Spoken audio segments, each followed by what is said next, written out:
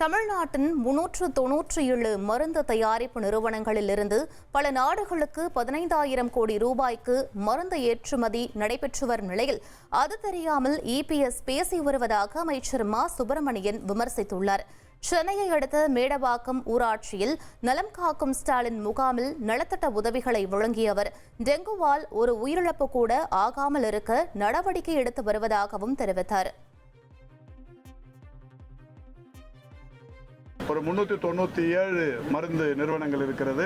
இந்த 397 நிறுவனங்களின் வாயிலாக ஏறத்தாழ 100 நாடுகளுக்கு வருடத்திற்கு 12,000 முதல் 15,000 கோடி வரை ஏற்றுமதி வர்த்தகம் நிலவுகிறது. இதில் அனாவசியமாக கருத்துக்களை தெரிவித்து அரசியல் படுத்துவது என்பது சரியான ஒன்றல்ல. இது எப்படியோ எடப்பாடி பழனிசாமிக்கு தெரியாமல் இருப்பது வருத்தமாக இருக்கிறது.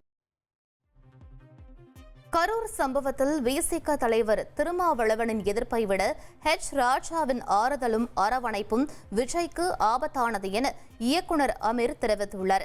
சென்னை சாலை கிராமத்தில் நடைபெற்ற பத்திரிகையாளர் சந்திப்பில் கலந்து கொண்டு பேசிய அவர், திருமாவளவன் போன்றோரின் விமர்சனம் விஜய் தன்னை சரி செய்து கொள்வதற்கான வாய்ப்பாகவும் அறிவுரையாகவும் அமையும் என அவர் தெரிவித்துள்ளார்.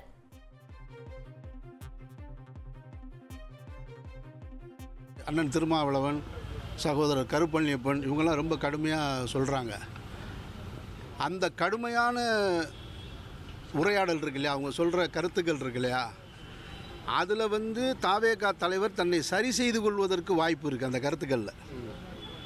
அதனால் இன்னும் யார் யாரெல்லாமோ, அது யூடியூபராக இருக்கலாம், பத்திரிகையாளர்களாக இருக்கலாம், மூத்த பத்திரிகையாளர்களாக இருக்கலாம், இவங்க எல்லாருமே விஜய் அவர்களை சரி செய்வதற்கு தான் திட்டுறாங்களா நான் பார்க்குறேன். அந்த அறிவுரையாக தான் சொல்கிறாங்க, நீங்கள் இப்படி செஞ்சுருக்கக்கூடாது, அப்படி பண்ணியிருக்கக்கூடாதுன்னு. அதனால் இவங்க திட்டலை விட ஹரிஹர ராஜா சர்மாவுடைய ஆறுதல் அரவணைப்பு ரொம்ப ஆபத்தானது.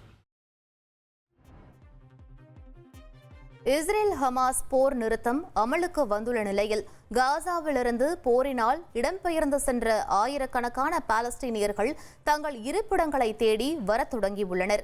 காசாவில் ஹமாஸ் அமைப்பினருக்கும் இஸ்ரேல் ராணுவத்திற்கும் இடையே 2 ஆண்டுகளாக நீடித்து வந்த போர் அமெரிக்காவின் தலையீட்டுக்கு பிறகு முடிவை எட்டியுள்ளது. அதன் தொடர்ச்சியாக காசாவிலிருந்து இஸ்ரேல் ராணுவம் தனது படைகளை விலக்கிக் கொண்டதை அடுத்து போரினால் இடம்பெயர்ந்து சென்ற பாலஸ்தீனியர்கள் மீண்டும் தங்கள் இருப்பிடங்களை நோக்கி வந்து கொண்டிருக்கிறார்கள்.